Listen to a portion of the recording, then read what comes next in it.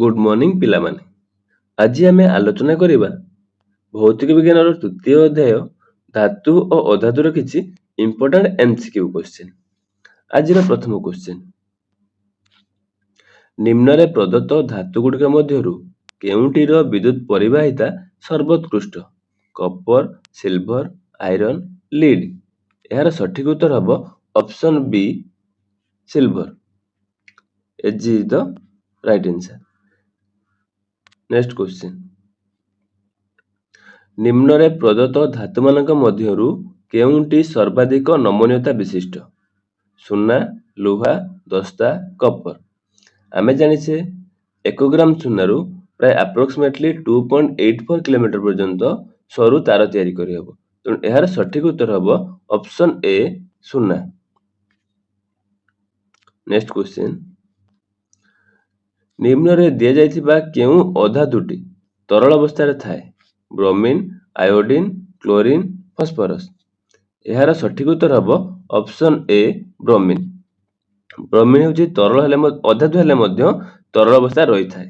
सेही परि केउ धातुटी तरल अवस्था रही थाए? एहार उत्तर हबो पारद। एकमात्र धातु पारद जे कि धातु हेतले मध्य तरल अवस्था रही थाए। सेतपय कुआ जाय तरल धातु होची पारद एवं तरल अधातु होची ब्रोमीन। तो एहार सठिक उत्तर हबो ऑप्शन ए ब्रोमीन। नेक्स्ट क्वेश्चन, निम्न रे दिया जाइथिबा पदार्थ मानक मध्यरु केउंटी विद्युत परिवहन करे? ग्राफाइट, हीरा, आयोडीन, सल्फर। एहार सठिक उत्तर हबो ऑप्शन ए ग्राफाइट। ग्राफाइट अधातु हेले मध्य विद्युत परिवहन करिथाए। तो एहार सठिक उत्तर हबो ऑप्शन ए ग्राफाइट। नेक्स्ट क्वेश्चन, निम्न रे प्रदत्त केउ धातुटी को किरोसिन रे बुड़ाई रखा जायथे? मैग्नीशियम, कैल्शियम, सोडियम, पारद। आमे जानिछु सोडियम होची साधारण वायुमंडल तापमात्रा रखिले यह बहुत शीघ्र रिएक्शन करिथाए या प्रतिक्रिया करथाए। एही प्रतिक्रिया को न कहबा पई एही प्रतिक्रिया रो सोडियम को दूरे रखिया पई एहा को किरोसिन रे बुड़ाई रखा जायथे। तो एहार सठिक उत्तर हबो option C sodium. Sodium is the right answer. सेतपय सोडियम को सर्वदा किरोसिन रे बुड़ाई रखा जायथे। नेक्स्ट क्वेश्चन, केउंटी amphoteric oxide? Iron oxide, copper oxide, aluminium oxide, sodium oxide. Amphoteric oxide रो अर्थ हेउची जेउंटी उभय अम्लीय एवं क्षारीय गुण दर्शाई थाए। तो एहार सठिक उत्तर हबो ऑप्शन सी एल्युमिनियम ऑक्साइड Al2O3। तो option C is the correct answer. Al2O3 the right answer. Next question, aluminium, zinc, iron, magnesium रो प्रतिक्रियाशीलतार केउंटी सठिक क्रम रे अछि? एमन जदि प्रतिक्रियाशीलता अनुसार बडर सान क्रम सजे लिखा जिवो ताले केउ ऑप्शन टी ठीक हेबो? एहार करेक्ट आंसर हबो ऑप्शन ए। प्रतिक्रियाशीलता अनुसार सबसे अधिक प्रतिक्रियाशील होची मैग्नीशियम, देन हमर एल्युमिनियम, देन जिंक, शेषरे आसीबो आयरन। एही चारटी मध्ये प्रथम अधिक प्रतिक्रियाशील मैग्नीशियम, तापर एल्युमिनियम, जिंक, लास्ट होची आयरन। तो एहार सठिक उत्तर हेबो option A. Next question, 3 litre अमराज बा एक्वारेजिया प्रस्तुति पई केते मिलीलीटर गाढ़ हाइड्रोक्लोरिक एसिड आवश्यक? 3 लिटर अमराज बा एक्वारेजिया अर्थात 3000 मिलीलीटर एक्वारेजिया। ताले 3000 मिलीलीटर एक्वारेजिया प्रस्तुति पई बा अमराज प्रस्तुति पई हमको कौन कौन आवश्यक? प्रथम कथा हला जे अमराज तैयारी पई हमको नाइट्रिक एसिड एवं हाइड्रोक्लोरिक एसिड रो आवश्यकता थाए। ताले नाइट्रिक एसिड संकेत हला HNO3 एवं हाइड्रोक्लोरिक एसिड संकेत हला HCl रो मिश्रण रे अम्लराज प्रस्तुत होई थाए। किंतु को अनुपात रे मिश्रण होई थाए ना 1:3 1:3 अनुपात रे नाइट्रिक एसिड और हाइड्रोक्लोरिक एसिड रो मिश्रण रे अम्लराज प्रस्तुत होई थाए, जोउथरे नाइट्रिक एसिड हला 1 भाग और हाइड्रोक्लोरिक एसिड हला 3 भाग। ताहले सेतरे केते लिटर हाइड्रोक्लोरिक रहइबो 3000 मिलीलीटर रे 2250 मिलीलीटर। काहे ना 3000 3/4 जे 2250 मिलीलीटर हाइड्रोक्लोरिक एसिड रहिथिबो। यदि क्वेश्चन आसीबो 3 लिटर अम्लजाज प्रस्तुति केते मिलीलिटर नाइट्रिक एसिड आवश्यक ताले यार आंसर होता 750 मिलीलिटर नाइट्रिक एसिड आवश्यकता होता। ताले यार सठिक उत्तर कौन है ना यार सठिक उत्तर है 3 लिटर अम्लजाज प्रस्तुति 2250 मिलीलिटर गाढ़ हाइड्रोक्लोरिक एसिड आवश्यक होता है। तो यार राइट आंसर सठिक उत्तर होउची ऑप्शन डी 2250 मिलीलिटर। तो 2250 इज द करेक्ट आंसर। निम्नलिखित मानक मध्यरु केउ धातु दुईटी लघु नाइट्रिक अम्ल सह प्रतिक्रिया करी उद्जान गैस निर्गत करे? Magnesium manganese, aluminium magnesium, sodium manganese, copper aluminium. यार सठिक उत्तर हम ऑप्शन ए मैग्नीशियम आउ मैंगानीज। नेक्स्ट क्वेश्चन, एनोडाइजिंग प्रणाली रे केउ धातव ऑक्साइड प्रलेप दिया जायते? एटा समस्त प्राय जानिथिबे। यार आंसर हम ऑप्शन डी एल्युमिनियम। एनोडाइजिंग प्रणाली माने ही तो एल्युमिनियम को बेसी प्रिफर करा जाए। तो यार सठिक उत्तर हम ऑप्शन डी एल्युमिनियम बा एल्युमिनियम। नेक्स्ट क्वेश्चन, ब्रोंज कहार एक मिश्र धातु? ब्रोंज एक एलॉय बा मिश्र धातु। केउ केउ धातु को नहीं हमर ब्रोंज प्रस्तुत? यार सठिक उत्तर हम option B copper and tin. Copper and tin रो मिश्रण रे हमें पाइथाउ ब्रोंज। तो यार सठिक उत्तर हम option B copper and tin. Next question, solder कहार एक मिश्र धातु? सोल्डर कहार एक मिश्र धातु? Copper zinc, copper tin, lead tin, calcium zinc.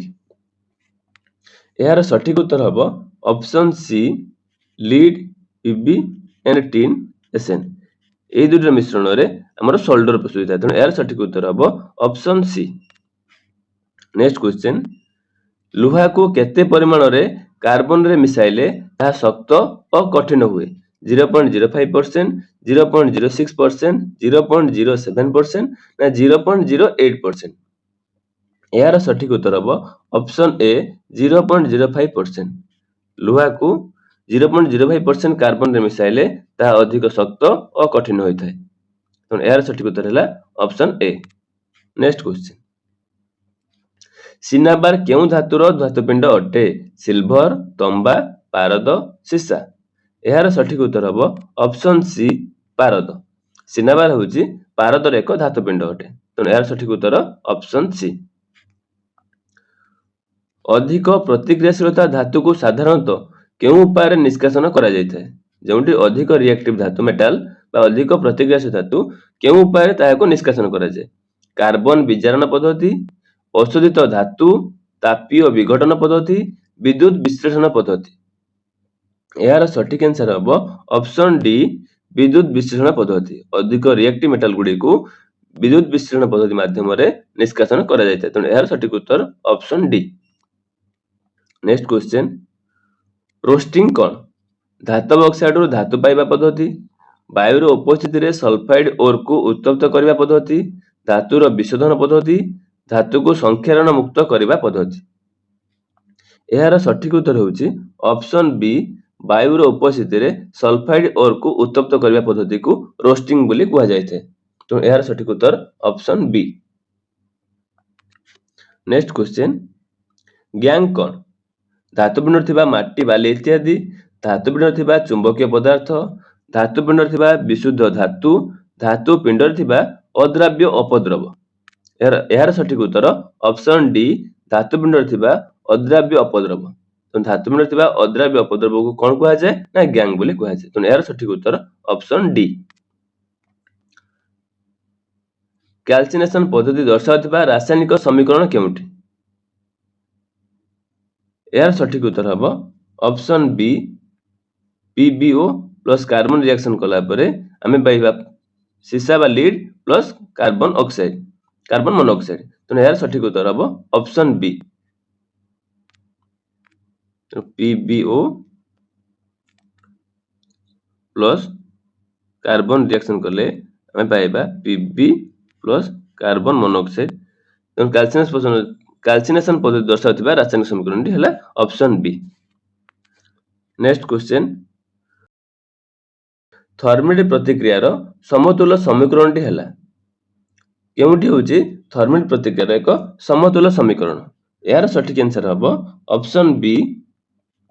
Iron oxide सहित एल्युमिनियम रिएक्शन कले आमे पाइबा आयरन प्लस एल्युमिनियम ऑक्साइड। एटा होची थर्मिट प्रतिक्रियार समतुल्य समीकरण। या मध्ये समतुल्य अछि, आयरन रो दुईटी आयन अछि, एपटे मध्ये आयरन रो दुईटी आयन अछि, ऑक्सीजन रो तीनोटी आयन, एठी ऑक्सीजन रो तीनोटी आयन, एल्युमिनियम रो दुईटी आयन अछि, एठी मध्ये एल्युमिनियम रो दुईटी आयन अछि। या समतुल्य अटे एवं यह एक थर्मिट प्रतिक्रिया।